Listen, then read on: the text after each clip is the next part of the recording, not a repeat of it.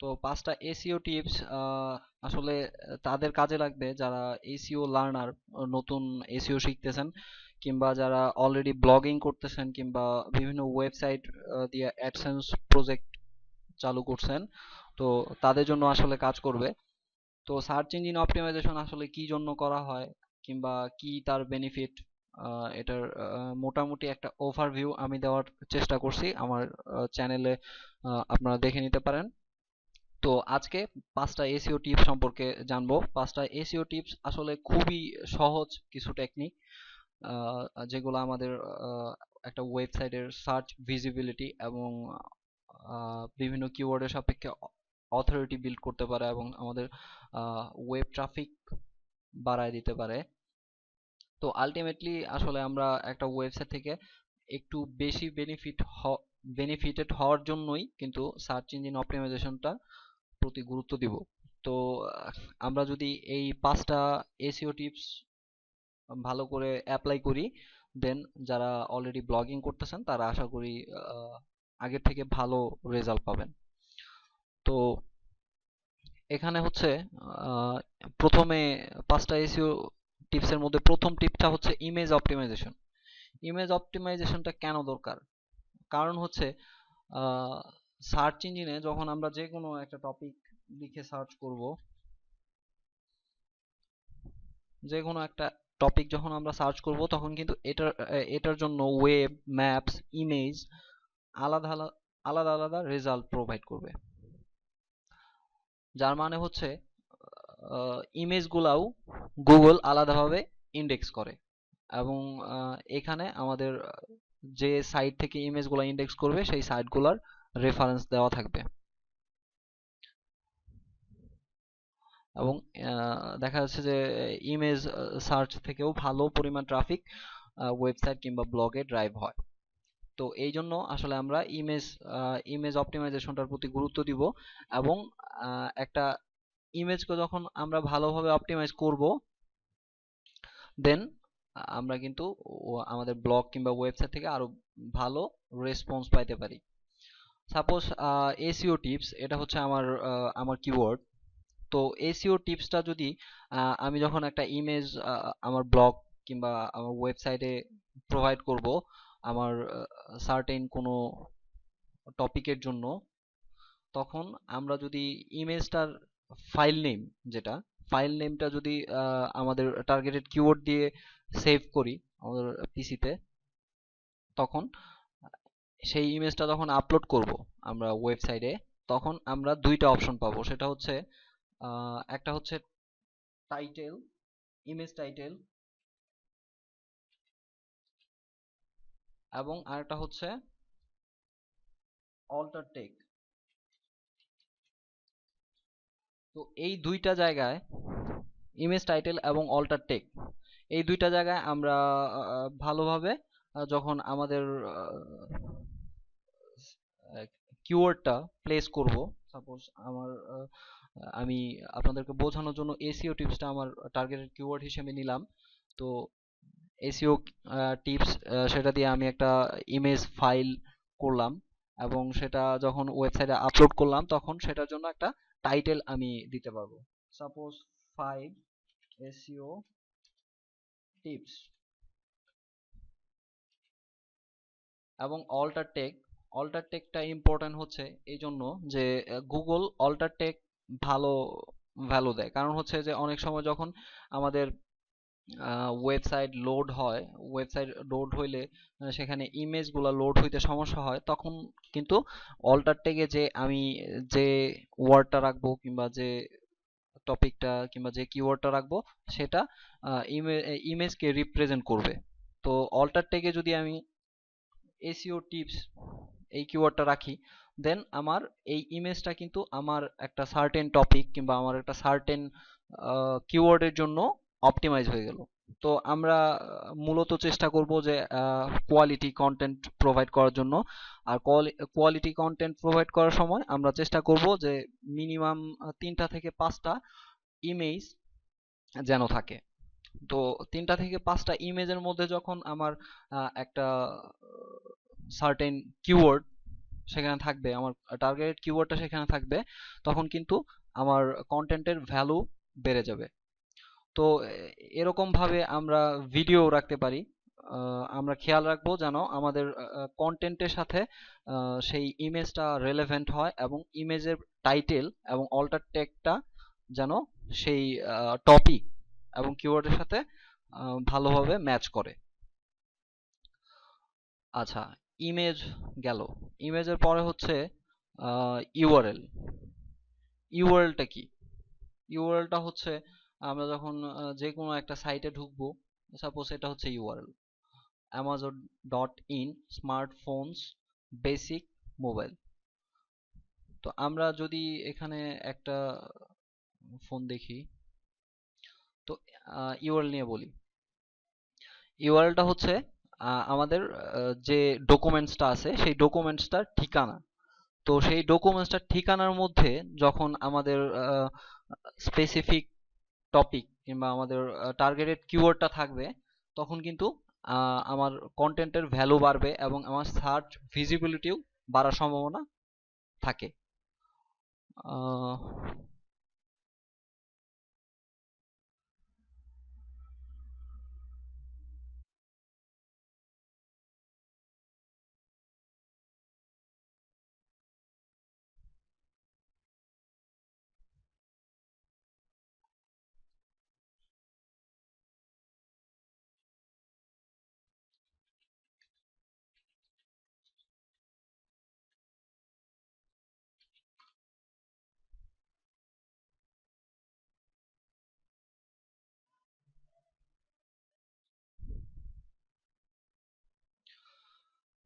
তো আমার ইউআরএলটা যখন আমি অপটিমাইজ করতে যাব, ইউআরএলটার মধ্যে আমরা টার্গেটেড কিওয়ার্ড রাখবো, এবং ইউআরএলটা করব হচ্ছে ক্যাচি, যেন মানুষ সহজেই বুঝতে পারে যে কন্টেন্ট এবং এখানে আসলে আপনার টার্গেটেড অডিয়েন্সদের জন্য ইউআরএলটা অনেক ইম্পর্টেন্ট না।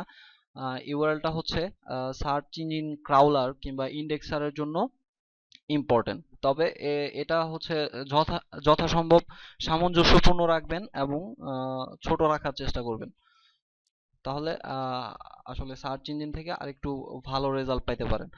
আমরা আসলে ইন্টায়ার কন্টেন্ট নিয়ে চিন্তা করব, যে আমার ইন্টায়ার ওয়েবসাইট এবং ইন্টায়ার কন্টেন্ট নিয়ে যখন আমরা চিন্তা করব, একটা ওয়েবসাইটে আমরা যখন কন্টেন্ট প্রোভাইড করব, কন্টেন্টের জন্য ইমেজ, টেক্সট এবং ইউআরএল, এরপরে হচ্ছে সোশ্যাল মিডিয়া এবং সোশ্যাল বুকমার্কিং, এগুলা নিয়ে যখন আমরা এন্টায়ার একটা ওয়েবসাইটের ভালো অথরিটি বিল্ড করতে পারবো, তখন আমরা সার্চ ইঞ্জিনে আরো বেশি ভিজিবল হইতে পারবো এবং সার্চ ইঞ্জিন থেকে আরো বেশি ট্রাফিক পাইতে পারি, ট্রাফিক পাবো আর কি।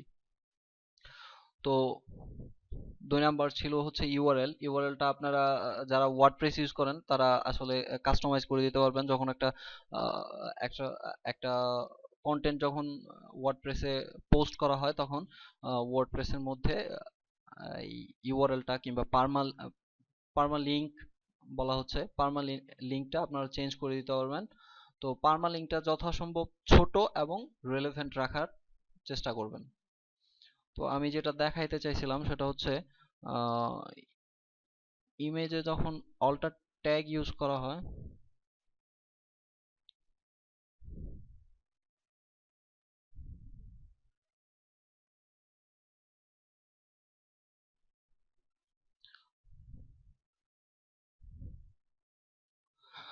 আচ্ছা, আমরা এগিয়ে যাই। ইমেজ অপটিমাইজেশন আশা করি বুঝতে পারছেন। ইউআরএল এর পরে হচ্ছে গুগল প্লাস পেজ এবং ইউটিউব। এই দুইটা জিনিস কেন? গুগল প্লাস পেজ এবং ইউটিউব দুইটাই হচ্ছে গুগলের প্রপার্টি, এবং এদের পেজ র্যাঙ্ক বলেন, অ্যালেক্সা র্যাঙ্ক বলেন, সবগুলাই অনেক ভালো। তো আমরা যখন আমাদের ব্লগ কিংবা আমাদের ওয়েবসাইটের জন্য একটা গুগল প্লাস পেজ ওপেন করব, সেখানে আমাদের কিছু স্পেস দেওয়া হবে যেখানে আমাদের ওয়েবসাইটের লিংক রাখা যাবে। তো এটা হচ্ছে মূলত নো ফলো লিংক। তো নো ফলো লিংক দিয়ে আমার সাইটের আসলে ভ্যালু বাড়বে না। আহ, এটা ট্রাফিক ড্রাইভ করবে, কিন্তু দেখা যাচ্ছে যে ব্যাকলিংস ব্যাকলিংস যতটুকু ভ্যালু আমার ওয়েবসাইটের জন্য এনে দিতে পারে, সেই ভ্যালুটা কিন্তু নো ফলো লিঙ্ক থেকে আমরা পাচ্ছি না। কিন্তু আমরা গুগল প্লাস পেজের মধ্যে যে ইন্ট্রোডাকশন কিংবা অ্যাবাউট সেকশনটা পাবো, অ্যাবাউট সেকশনে এখানে আমার সাইটের লিংক দেওয়া আছে, অ্যানকোর টেক করা, এখানে লিংক দেওয়া আছে। এই দুইটাই কিন্তু ডো ফলো লিংক, এবং এই দুইটা লিংকই আমার সাইটের জন্য ভালো ভ্যালু নিয়ে আসবে, এবং আমার সার্চ ভিজিবিলিটিতে এরা ভালো ভূমিকা রাখবে। তো এখানেও লিঙ্কসেও আপনার আদার্স ওয়েবসাইট কিংবা আদার্স লিঙ্ক রাখতে পারেন, যেগুলো নো ফলো লিঙ্ক, কিন্তু আমরা অ্যাবাউট সেকশন থেকে, গুগল প্লাস পেজের অ্যাবাউট সেকশন থেকে একটা স্ট্রং ডু ফলো লিঙ্ক পাইতে পারি, যেটা আমার ওয়েবসাইটের জন্য খুবই উপকারী হবে। Google plus website Google plus ওয়েবসাইটটা হচ্ছে হচ্ছে গুগল গুগলের সোশ্যাল মিডিয়া, এবং এখান থেকে আপনি ভালো ট্রাফিক পাবেন, এবং এখানে যখন আপনার একটা কমিউনিটি বিল্ড হবে, এবং এখান থেকে আপনি যখন লিংক কিংবা আপনার কন্টেন্টগুলো শেয়ার করবেন, তখন এটা একটা অথরিটি বিল্ড হয় একটা ওয়েবসাইটের জন্য। এবং গুগলে দেখা যাচ্ছে যে এটা ইন্টার রিঅ্যাকশনের ফলে আমরা গুগল সার্চ ইঞ্জিনের মধ্যে থেকে আরো ভালো সার্চ ট্রাফিক পাইতে পারি। কারণ হচ্ছে যে দেখা যাচ্ছে এখন অধিকাংশ সার্চ ইঞ্জিন সোশ্যাল মিডিয়া কিংবা সোশ্যাল নেটওয়ার্কিং সাইট থেকে বিভিন্ন ধরনের সার্চ রেজাল্ট প্রোভাইড করে থাকে। তো সেই ক্ষেত্রে আমরা গুগল প্লাস থেকে অনেক ভালো একটা বেনিফিট পাইতে পারি আমার সাইটের জন্য। তো এরপরে হচ্ছে গুগল প্লাসের মতন ইউটিউবও হচ্ছে একটা গুগল প্রপার্টি, এবং এখান থেকেও আমরা ডু ফলো এবং নো ফলো লিংক জেনারেট করতে পারি। তো আমরা যখন আমাদের একটা ওয়েবসাইট কিংবা ব্লগের জন্য একটা ইউটিউব চ্যানেল করব, ইউটিউব চ্যানেল করলে সেখানে আমরা অ্যাবাউট সেকশনে আমাদের লিংকটা রেখে দিতে পারি। এরপরে হচ্ছে এখানেও লিংক রাখা যায়। এখানে লিংক রাখার জন্য আপনি যখন অ্যাবাউটে যাবেন, তখন এখানে লিংকসে আপনি কাস্টমাইজ করে এখানে বিভিন্ন ধরনের লিংক রাখতে পারেন। লিংকের টাইটেল এবং ইউআরএল দিয়ে ডান করলে এখানে আপনি আপনার সাইটের জন্য কিংবা ব্লগের জন্য একটা শক্তিশালী ডুফলো লিংক জেনারেট করতে পারেন।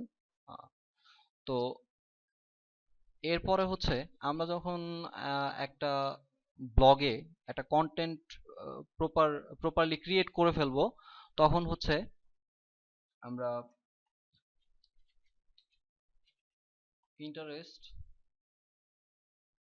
পিন্টারেস্টের সাথে হয়তো আপনারা পরিচিত আছেন। তো পিন্টারেস্টটা মূলত দুই ভাবে কাজে দিতে পারে। পিন্টারেস্টটা মূলত হচ্ছে সোশ্যাল বুকমার্কিং সাইট। এটা একটা সোশ্যাল বুকমার্কিং সাইট, যেটার মধ্যে আমাদের ইমেজ আমরা রিপ্রেজেন্ট করতে পারি। আমাদের একটা ব্লগ যখন হবে, তখন আমাদের ব্লগ থেকে একটা ইমেজ অনুযায়ী আমরা আমাদের পিন ক্রিয়েট করতে পারবো, যেগুলো আমাদের ব্লগের জন্য লিংক হিসাবে কাজ করবে, এবং এখান থেকে ট্রাফিক ড্রাইভ হবে যদি আপনি ভালোভাবে কাজটা করতে পারেন।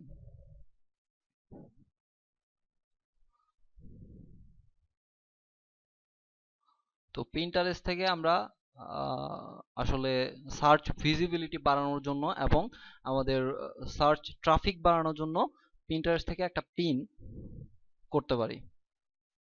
পিন করার জন্য হচ্ছে আপনি যখন পিন্টারেস্টে সাইন আপ করবেন, তখন আপনি এখান থেকে একটা লিংক অপশন পাবেন।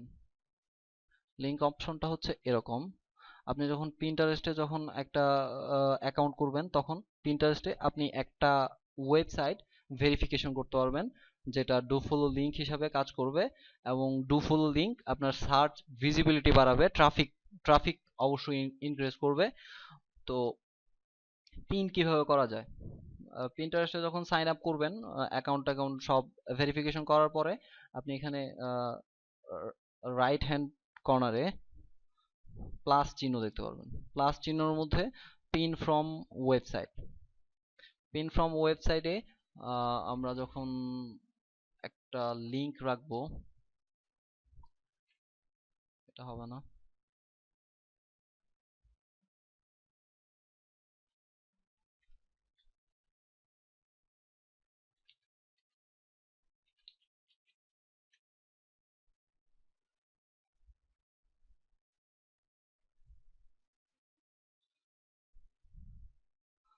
তো পিন্টারেস্টে আমরা যখন আমাদের সাইটের জন্য একটা অ্যাকাউন্ট করব, তখন আমাদের সাইটের জন্য একটা ডুফলো লিংক পাচ্ছি, স্ট্রং ডুফলো লিংক। আর যখন আমাদের কন্টেন্টটা ক্রিয়েট হয়ে যাবে, তখন আমরা আমাদের সেই কন্টেন্টের যে ইউআরএলটা সেটা কপি করব। সেটা কপি করার পরে এখানে পিন্টারেস্টের এই বক্সটাতে আমরা যখন রাখবো, তখন নেক্সট নেক্সট করতে পারবো। তো নেক্সট করার পরে কাজ হচ্ছে, এখানে কি বলছে, আচ্ছা রং সামথিং বলছে, আমি আবার চেষ্টা করি। আচ্ছা আমার সাইটের জন্যই করি।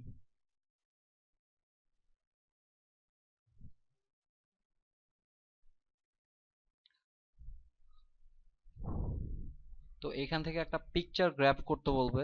যে পিকচারটা আপনি গ্র্যাব করবেন, সরি এখানে ইমেজ সেভ নাই, ইমেজ থাকতে হবে। পিন্টারেস্টটা মূলত ইমেজকে রিপ্রেজেন্ট করে।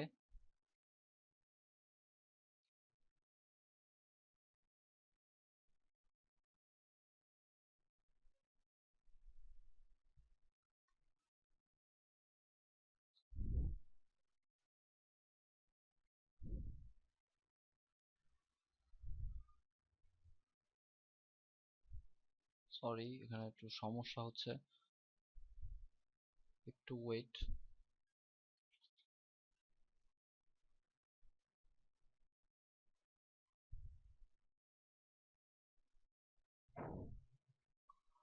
পিন্টারেস্ট ছাড়াও আরো সোশ্যাল বুকমার্কিং সাইট আছে, যেগুলো থেকে আমরা আমাদের কন্টেন্টের জন্য একটা বুকমার্ক করে রাখতে পারি।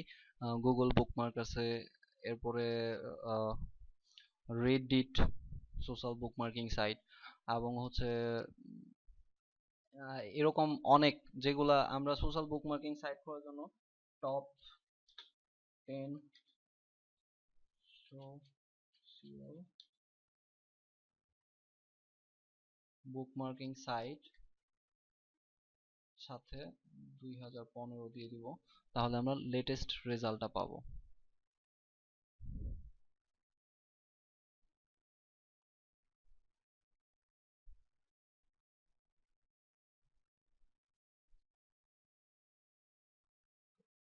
এটা যদি আমি সোশ্যাল বুকমার্ক করতে চাই, দেন আমি এখানে যাব, এরপর হচ্ছে প্লাস বাটনে চাপবো, এরপর হচ্ছে পিন ফ্রম ওয়েবসাইট এখানে দিব।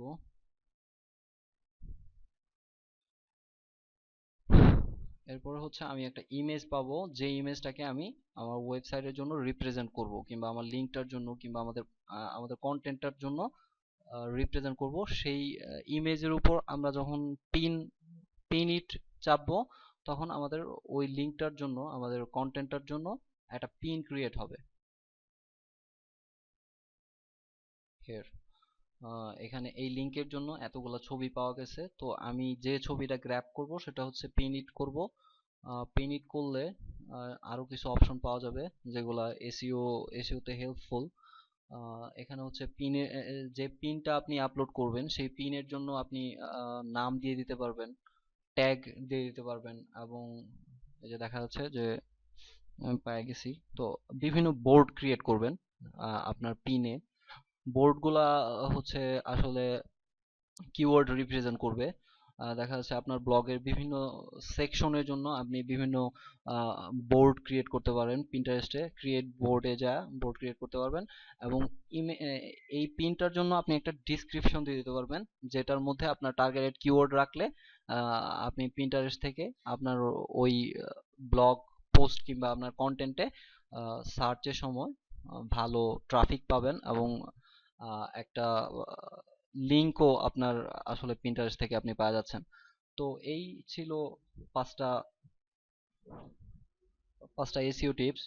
তো আমি আসলে নতুন ভিডিও করতেছি, তো আমার যদি ভুল ত্রুটি হয়ে থাকে দেন আপনারা নিজ গুণে মাফ করবেন। তো আজকে বিদায় নিচ্ছি।